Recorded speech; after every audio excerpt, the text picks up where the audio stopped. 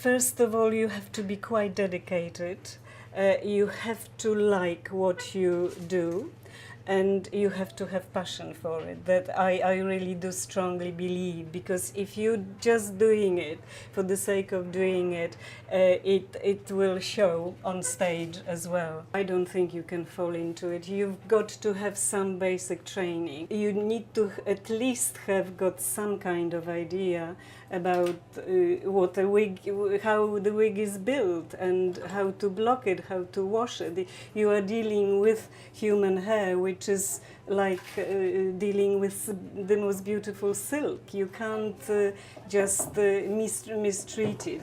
To be a good wig dresser, you do need to watch. You need to develop a good eye for a period, for shapes.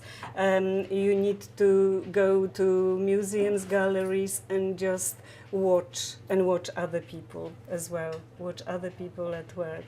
Observe. We have to know all the periods to be able to just know exactly if a designer says, oh, this is 1930s style, so you know exactly what he means, and you can do it straight away. I loved working with dancers, ballet dancers in particular, and this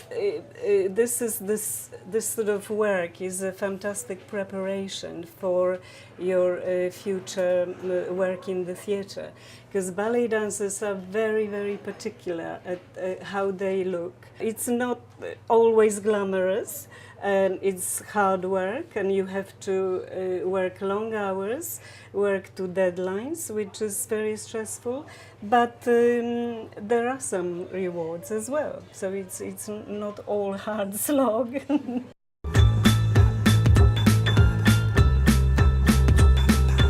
If we're working on a musical, then more often than not, the design team will provide us with a storyboard. We can look through and we can say, okay, we know that we need a dressing table, somebody is going to be smashing a wine bottle, a sofa, this person's going to smoke, whatever it is. So that's sort of straightforward. Ideally, we would also get hold of a script, pick out all of the salient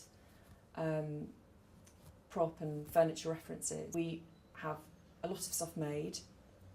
We spend a lot of time going to antique fairs, which is great and sounds fabulous, and it is when it's July. When it's December and it's snowing and it's 5 o'clock in the morning and you're so cold and you can't find anything you need, it's a bit demoralising. The internet, what did we do before the internet?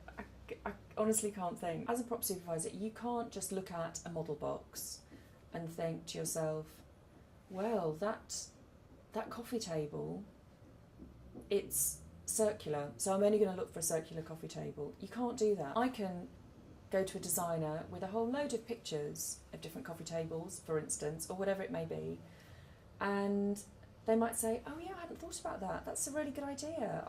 In my head it was circular, but actually I quite like that. I can sit there and I feel such a sense of pride that what I'm looking at, I think, bears such a strong resemblance to the model box that I saw 6 weeks previously.